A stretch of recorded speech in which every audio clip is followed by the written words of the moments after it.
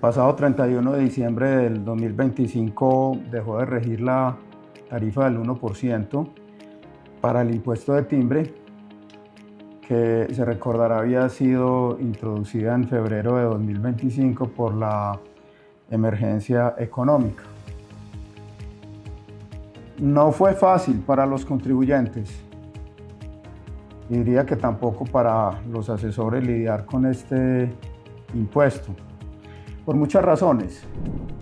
La primera, su reintroducción fue intempestiva, es decir, prácticamente no se dio mayor aviso a los contribuyentes que el impuesto iba a ser reintroducido.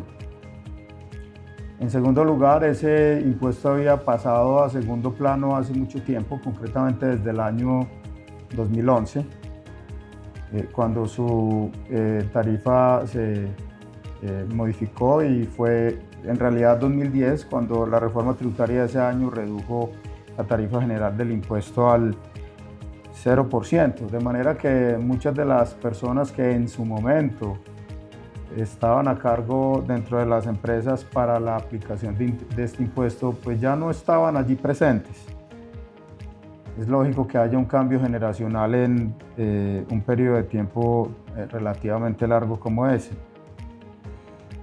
Un tercer motivo es que se había dejado ya de producir jurisprudencia y doctrina importante sobre ese impuesto.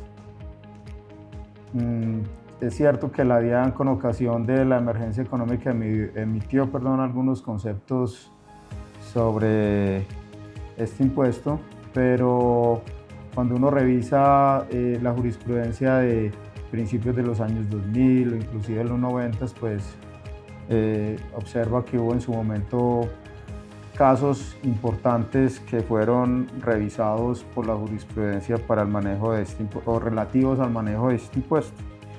Algunas de esas decisiones, de hecho, fueron importantes al momento de diseñar esquemas de planeación legítimas para el impuesto de timbre. Bueno, y otro factor es que las normas mismas que regulan el impuesto de timbre son normas viejas, que no necesariamente tienen la mejor redacción, que se redactaron en otro contexto histórico. Son normas, por ejemplo, que se refieren a los títulos valores en papel, algo que ya prácticamente desapareció. Así que no es fácil el entendimiento de esas normas. La estructura misma del impuesto, el hecho de que se recaude por la vía de la retención en la fuente, es no necesariamente de fácil comprensión. Y por otro lado, la repercusión del impuesto por parte del sujeto pasivo a los terceros opera de manera diferente a como se da esa misma repercusión, por ejemplo, en el IVA, que también utiliza esa doble caracterización de los sujetos pasivos, los responsables y los sujetos económicos. Y finalmente, dado que la reintroducción se dio por un periodo de tiempo relativamente corto, pues era lógico tener dudas sobre la aplicación de este impuesto en el tiempo. Por ejemplo, respecto de contratos que se firmaron con anterioridad a 22 de febrero del 25 y fueron modificados con posterioridad. Y en el mismo sentido, contratos firmados con anterioridad al 31 de diciembre del 25 que continúan su ejecución durante el año 2026. Para cerrar este análisis, pues por lo menos en nuestro caso pudimos advertir ciertas situaciones en la práctica que es posible generen discusiones con la autoridad tributaria. El mecanismo de oferta mercantil aceptada ha sido siempre usada en conexión con este impuesto, pero en algunos casos desafortunadamente no fue utilizada correctamente. Por ejemplo, hacer contratos con posterioridad a la existencia de una oferta mercantil aceptada, primero no es jurídicamente necesario y segundo, pues genera un riesgo tributario. En segundo lugar, por ejemplo, casos de pago del impuesto por vías diferentes a la de la retención en la fuente, lo cual debería ser una situación excepcional. Solo en casos muy excepcionales podría haberse dado esa situación.